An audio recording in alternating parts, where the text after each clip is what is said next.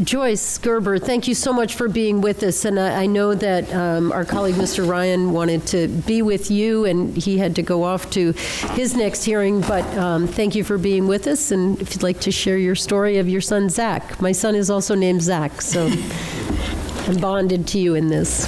Thank you for the opportunity to speak today. My name is Joyce Gerber from Akron, Ohio.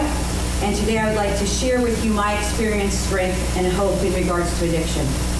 I will be briefly explaining 3 different ways that addiction has affected my life. 1, as aunt to Matt Kavanaugh. 2, as mother to Zach Gerber. And 3, as a principal to 850 awesome middle school kids in northeastern Ohio. Today we focus on the fact that 129 Americans died to overdose, and that would be the story of my nephew Matt. Except Matt passed away in 2001. In 2001, we were only losing 22 people a day to heroin, to opiate overdose. And I guess I'm here today to ask what took so long. Why couldn't we have focused on this issue before? Is it important that the number is 129 or 22 before we seek legislation?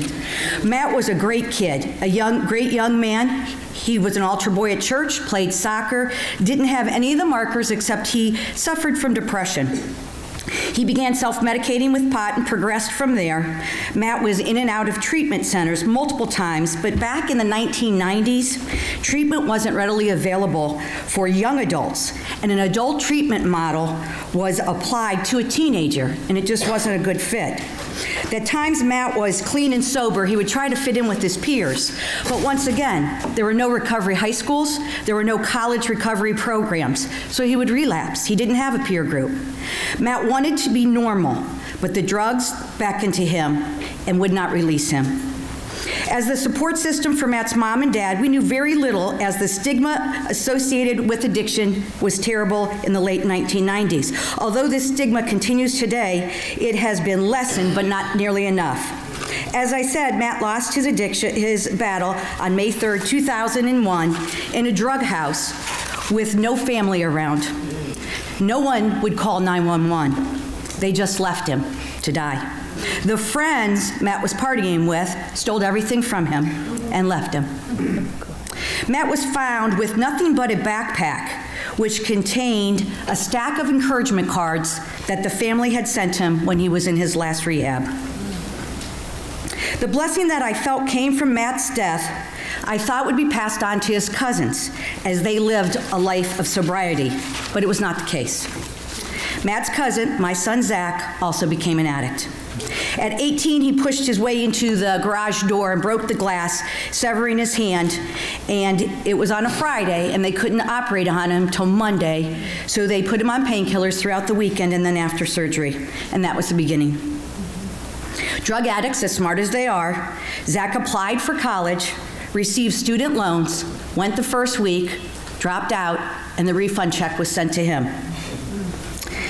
You know you don't put money in an addict's hand or it just exacerbates the problem. So his addiction grew. Zach had multiple stays in rehab, and when looking for a program, as most parents do, we always checked for that in-network program, which I did.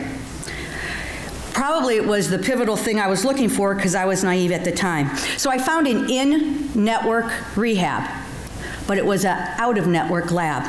These are from one stay of lab work from Zach that I had to try to figure out that were not covered by my insurance because it was an out-of-network lab. Zach eventually was released from that program and went back to some of the same old habits, was arrested and charged with simple possession of heroin and placed on probation for 4 years. He completed a recovery program out of state and was doing quite well and asked to stay, but they would not transfer his probation. He had sober living and wanted to stay at the rehab, and they still denied the transfer of probation. So again, he was back with the same people, places, and routines, and he relapsed. But for today, Zach's story has a healthy ending. He went to a rehab in August, and in September 2015, got sober and has been sober ever since. He is healthy. Thank you.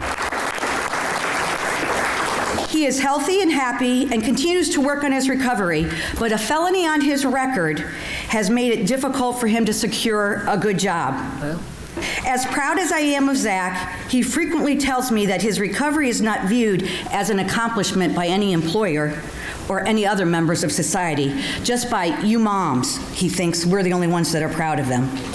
I hope you work on this legislation and change begins to happen. And finally, as a middle school principal, I have witnessed families and 13-year-old kids return home after a day of school to find a parent dead of an overdose. I have grandparents come into my building and register 5 kids that they have been granted custody of because of an incarcerated parent. We have families that search for help after a student athlete is injured and develops an opiate addiction. We try to educate through DARE, but even those types of programs aren't as intensive anymore. We need help for our kids, for my students that I have at school. We need help to honor Matt's memory, and we need help to keep that number of 129 down as low as it possibly can go. As I started, when my nephew Matt passed away, we were only losing 22 people a day to overdose. We can't continue to let the number rise. Thank you very much. Thank you very much.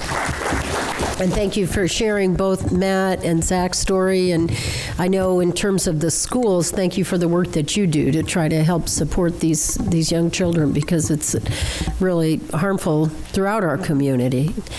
And as we discussed the cost issues, you know, we're frugal with tax dollars, but we need to take into consideration the cost to our society throughout our society. And this was the case that I made meeting with insurance companies recently, is that the cost of coming back to the ER over and over as compared to just covering the detox, covering a reasonable length of stay for treatment, and then hopefully we'll move toward covering more in terms of recovery services. So thank you for being with us. Thank you.